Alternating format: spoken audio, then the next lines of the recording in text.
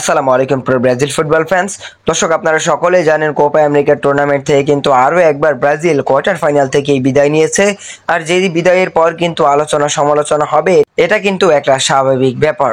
কারণ একটা টুর্নামেন্ট থেকে ব্রাজিল যখনই বাদ পড়ে তখনই কিন্তু এই দলটাকে নিয়ে প্রচুর আলোচনা সমালোচনা হয় এবং চুলছেরা বিশ্লেষণ হয় গণমাধ্যমে যে কি কারণে ব্রাজিল কোপা আমেরিকা থেকে বিদায় নিল। তবে আমি গতকালকে একটা ভিডিও দিয়েছিলাম আপনাদেরকে, যেখানে আমি পেদ্রোকে নিয়ে একটা ভিডিও দিয়েছিলাম, যেখানে কিন্তু পেদ্রো কিন্তু ব্রাজিল জাতীয় দলে স্ট্রাইকার হিসেবে জায়গা পাওয়ার যোগ্য। সেখানে আপনারা অনেকেই কমেন্ট করেছিলেন রিচার্লিসনকে নিয়ে, মূলত রিচার্লিসনকে নিয়ে সেজন্য আসলে ভিডিওটি করা। এই ভিডিওতে আমরা রিচার্লিসন কি পরিমাণ পারফরমেন্স করেছেন এবং জাতীয় দলে তিনি ডাক পাবেন কিনা সেটাই জানাবো। মূলত আমরা কিন্তু কালকেই জানিয়েছিলাম ডরিবাল জুনিয়র ESPN এর একটা লম্বা একটা সাক্ষাৎকারে কিন্তু তিনি অনেক বেশি কথা বলেছিলেন ব্রাজিলের এই দলটা নিয়ে, ব্রাজিলিয়ান অনেক ফুটবলারদেরকে নিয়ে।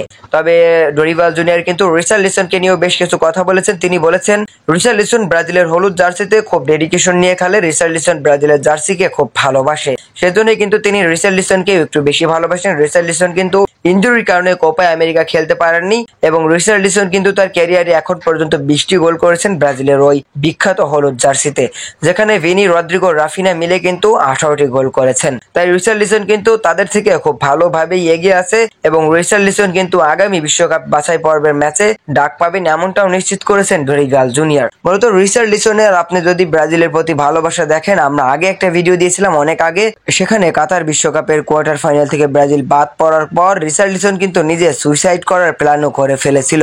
এরকম একটা প্রতিবেদন কিন্তু আমরা প্রকাশ করেছিলাম, অনেক বড় বড় গণমাধ্যমগুলোও কিন্তু এরকম একটা কথা বলেছিল। তবে রিচার্লিসন কিন্তু শেষ পর্যন্ত আবারও ঘুরে এসেছে, কিন্তু ইনজুরি তার সামনে বড় একটা বাধা হয়ে দাঁড়িয়েছে, সেজন্য কিন্তু তিনি কোপা আমেরিকার ম্যাচগুলো খেলতে পারেননি। তবে যাই হোক, রিচার্লিসন কিন্তু আরো একবার ফিরছে ব্রাজিল জাতীয় দলে। সেপ্টেম্বরে ব্রাজিল যে দুটি বিশ্বকাপ বাছাই পর্বের ম্যাচ খেলবে, সেখানেই রিচার্লিসনকে আমরা আবারও দেখতে পাবো ব্রাজিলের হলুদ জার্সিতে। তো দর্শক, রিচার্লিসনকে আপনারা কে কে ভালোবাসেন অবশ্যই কমেন্ট করবেন আমাদের ভিডিওর কমেন্ট বক্সে।